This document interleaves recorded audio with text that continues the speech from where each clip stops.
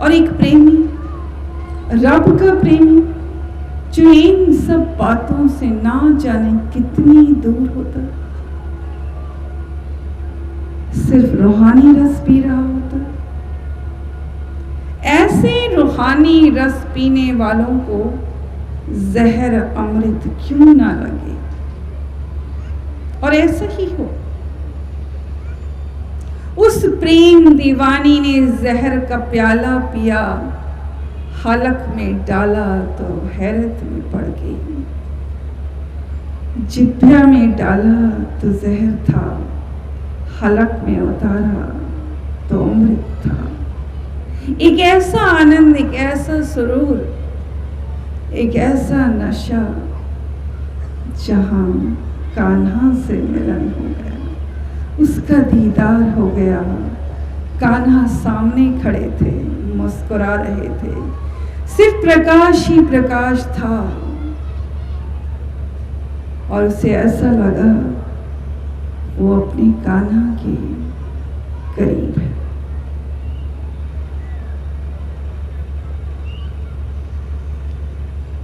बच्चों, आप जानते हैं हमारा विषय सिर्फ आध्यात्मिक है और हम सिर्फ आध्यात्मिक उदाहरण ही देते। आध्यात्मिक रास्ता एक ऐसा रास्ता है जिसे आपने चखा नहीं। सबसे बड़ा आकर्षण इसी में है। सिर्फ जरूरत है राम का भक्त बनने की। मगर इसके लिए जरूरी है कि बचपन से ही बच्चों को ऐसी शिक्षा दी जाए। एक बच्चा, एक नन्हा बच्चा जिसका मन कोरा कागज है, जिस पर कुछ भी लिख दिया जाए वो वैसा बन जाएगा।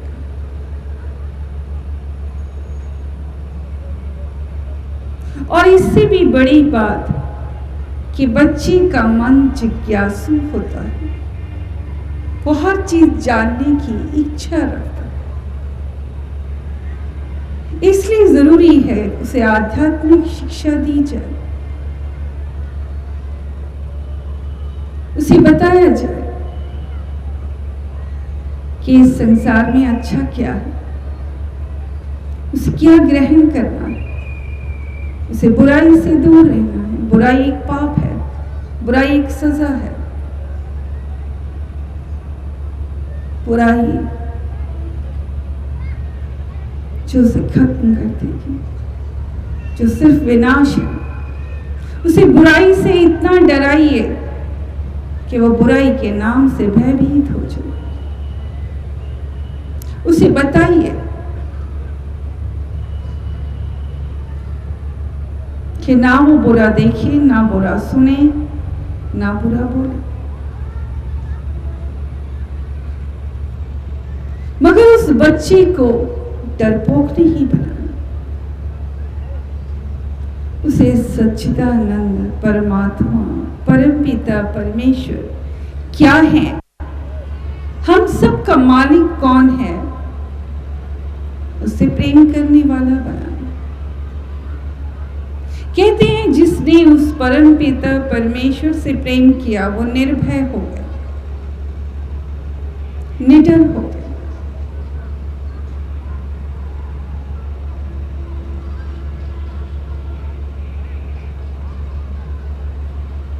बच्चों को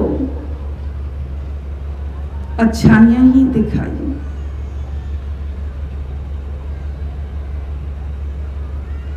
अच्छाई से तात्पर्य है धर्म की शिक्षाओं को ग्रहण करना सिखाइए। बचपन में ही ऐसी नींव डालिए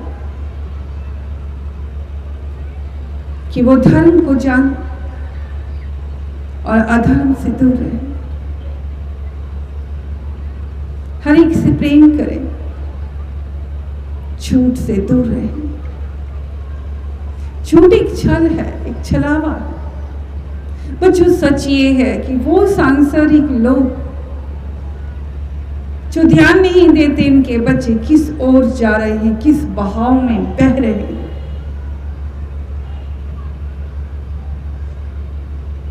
आगे चलकर वही रोते हैं, परेशान होते हैं, हमारे पास आते हैं, कहते हैं माता जी हम बहुत दुखी।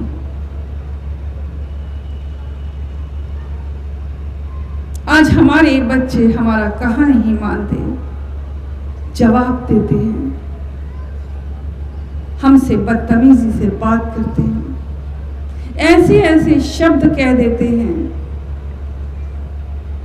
हमारे बच्चे ने ऐसे शब्द कह दिए कि आपको हार्ट अटैक आ गया। ये सच है कि हर माता पिता को अपने बच्चों से बहुत सी उम्मीदें होती, किंतु उसके बावजूद भी आप बेखबर हैं। आप नहीं जानते ये दुनिया कितना बड़ा फैलाव है। आप बच्चों को हर पल बांध के नहीं रख सकते, लेकिन ये जरूरी है कि आप घर में उसकी सिंचाई अगर बचपन से ही, घर के दायरे अगर मजबूत हों, घर का वातावरण, घर की जड़ें इतनी मजबूत हों, इतना प्रेम दें, हर बात आप प्रेम से करें। कोई भी सवाल वो अगर आपसे पूछे कि संसार में वो ऐसा देखते हैं तो उन्हें क्या करना चाहिए, तो धार्मिक उदाहरण देकर उन्हें बताएं कि गलत करने का परिणाम गलत होता है।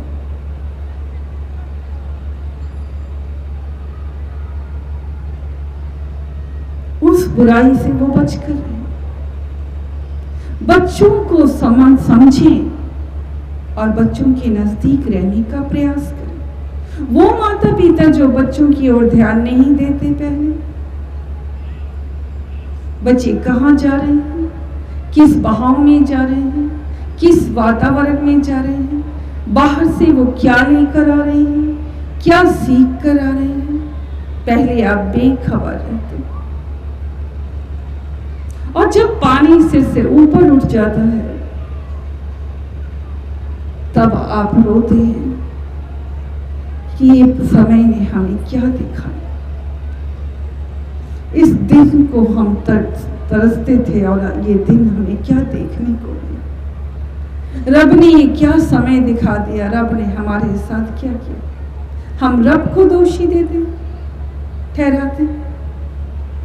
आप भूल रहे हैं कि आप सबने जहां जन्म लिया है ये कर्मभूमि है, जहां हर व्यक्ति को सच्चा कर्मयोगी बनना। आप सबका भी बहुत बड़ा उत्तरदायित्व है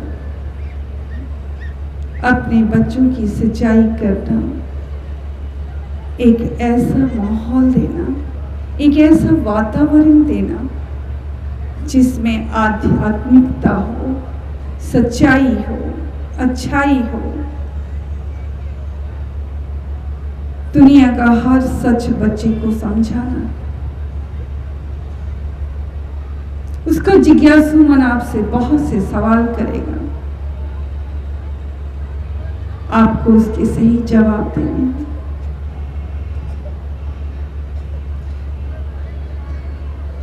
बच्चों,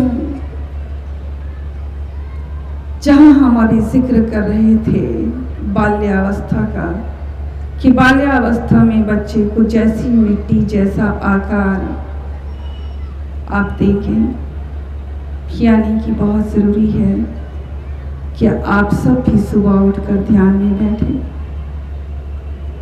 आप एक आदर्श माता पिता हैं, सुबह उठकर नहाएंगे, नहा धोकर घर में एक ऐसा वातावरण जहाँ पूजा पाठ का वातावरण हो, आप बैठेंगे। आपको देखकर आपका नन्हा बालक भी आंखें बंद करके बैठेगा। फिर आप घर में प्रवचन लगाएं। आप जिस प्रवचन को सुनेंगे वो नन्हा बालक भी उस प्रवचन को सुनेगा। कि कैसेट में क्या कहा जा रहा है। उसके बाद होगा आपका स्वयं का जीवन, एक आदर्शवादी माता पिता का जीवन, जहां आप बच्चे के सामने लड़ाई झगड़ा नहीं करेंगे पति पत्नी। घर में 100 समस्याएं होंगी, लेकिन बच्चे के सामने के ऐसा वातावरण, एक ऐसा माहौल जहां वो खुद देखेगा कि घर में समस्याएं तो आई, मगर आप सब ने कितनी अक्लमंदी समझदारी का परिचय देते हुए उन समस्याओं का समाधान किया। परिवार ही संसार का बहुत बड़ा रूप है और जहां बच्चा परिवार से ही बहुत कुछ सीखता है। बच्चों, बाल्यावस्था में बच्चे को बहुत कुछ सिखाना, दर्शाना, आपके आदर्शवादी माता पिता होने का परिचय देना बहुत जरूरी है। इसके बाद बच्चा उस अवस्था में आता है, समय जो निरंतर गति बनाए हुए है, जिसे किशोरावस्था कहा जाता है। ये वो अवस्था है जहां बच्चे के अंदर कार्य करने की क्षमता इतनी तेज हो जाती है, उसकी सोच इतनी तेज हो जाती है, इसके अंदर जोश इतना अधिक हो जाता है कि वो बहुत जोशीली बातें करने लग जाता है। बहुत से परिवारों में माता पिता यही समझते हैं कि उनका बच्चा अभी छोटा है, मगर सच ये है कि उसे उसी समय ज्यादा समझने की जरूरत है और समय का सदुपयोग करते हुए बच्चे को सच्चा कर्म योगी बनाने में आप अपना योगदान दें। वो अगर कर्म करना चाहता है तो उसे अच्छी दिशा, अच्छे कर्म की ओर उसे दिशा दिखाइए, जैसे सेवा करना, दूसरों की मदद करना, दूसरों के काम आना या घर का कार्य करना, या बच्चे के अंदर कोई और कार्य करने की क्षमता है, वो आपके साथ दुकान में बैठना चाहता है, आपकी मदद करना चाहता है या कोई और कार्य करना चाहता है, उसके अंदर कोई भी ऐसी इच्छा जन्म ले रही है तो आप उस इच्छा को आगे बढ़ाएं। लेकिन ये गौर करें कि उसका हर कदम उसे आगे ले जाने के लिए हो, जीवन स्तर से नीचे गिराने के लिए नहीं। क्योंकि किशोरा अवस्था ही एक ऐसी अवस्था है जहां समय का सही सदुपयोग करने बच्चे को अगर आ गया कि माँ बाप के दुख सुख को कैसे समझना है, आपका प्यार ही उसे आपके करीब रखेगा। इसलिए बहुत जरूरी है बच्चे को इतना प्यार, इतनी नजदीकी दें कि वो आपकी हर बात समझे और आप उसकी हर बात को समझें और समझाने का प्रयास करें। क्योंकि इसके बाद उसने जीवन की जिस दहलीज पर कदम रखना है वो उसके लिए एक बहुत बड़ी उलझन होगी। गृहस्थ आश्रम, समय निरंतर गति बनाए हुए है, वो किसी का इंतजार नहीं करता। सच ये है कि बाल्यावस्था बहुत जल्दी बीत जाती है, किशोरावस्था जोश में उससे भी जल्दी, और उसके बाद आती है शादी हो जाना, यानी गृहस्थ आश्रम, गृहस्थी का जीवन। ये जीवन एक ऐसा जीवन है कि इतनी झंझट, इतनी उलझने पैदा हो जाती हैं, या यूं कहा जाए जैसे मकड़ी का जाला। मकड़ी जाला तो स्वयं ही बुनती है, लेकिन ऐसे फंस जाती है कि वो चाहे भी तो उससे बाहर नहीं निकल सकती। एक प्राणी भी शादी करके कुछ ऐसा ही महसूस करता है। इतनी जिम्मेदारियां आ जाती हैं इतनी मुश्किलें, जितनी जिम्मेदारियां उतनी समस्याएं, और उन समस्याओं का समाधान करने में ही जीवन निकल जाता है। और आप सब कहते हैं हम ईश्वर का नाम लें, तो कैसे लें? बच्चों, आप देख सकते हैं हम स्वयं एक गृहिणी हैं। हमने ये जीवन गुजारा, लेकिन हम कहना चाहेंगे कि हम उन दुखों का एक बार नहीं 100 बार सदका उतारते हैं कि जितनी भी समस्याएं आती गई, जितने भी दुख आते गए, हम परमात्मा के उतने ही करीब होते चले गए, क्योंकि हम उसके करीब थे, उससे दूर थे ही नहीं। हम संसार के लोगों के बीच नहीं बैठे, हम लोगों के बीच बैठकर बातें नहीं करते थे। सांसारिक लोग सोचते हैं हम कहाँ जाएं, किसके पास जाके बैठें, अपना समय कैसे गुजारें, कहाँ जाकर गप्पे मारें, कहाँ जाकर किटी पार्टीज देखें, कहाँ जाकर समय बिताएं। हमारे पास ऐसी कोई समस्या ही नहीं थी।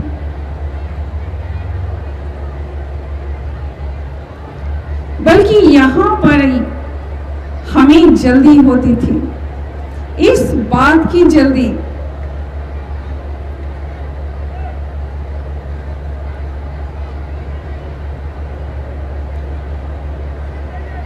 कि हम कैसे कार्य करके परमात्मा की याद में, उसके ध्यान में बैठे।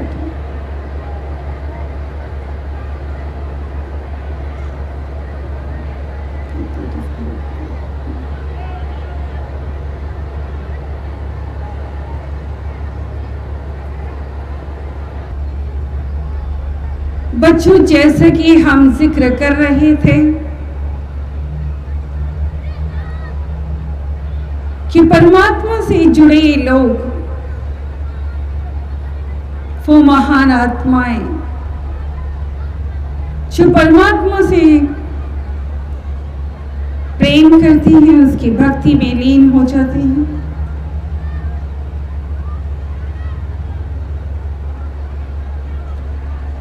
वो सच्चाई के रास्ते पर चलते हैं और परमात्मा हर कदम पर उनकी रक्षा करते हैं, उन्हें भटकने नहीं देते। संसार में जहां सांसारिक प्राणी जो संसार में भटकते हैं, संसार माया को ही सब कुछ समझते हैं, दुनिया को अपना समझते हैं, सांसारिक लोगों को अपना समझते हैं, उन्हीं से धोखा खाते हैं, वहीं से झूठ, छल, फरेब, धोखा उन्हें महसूस करना पड़ता है।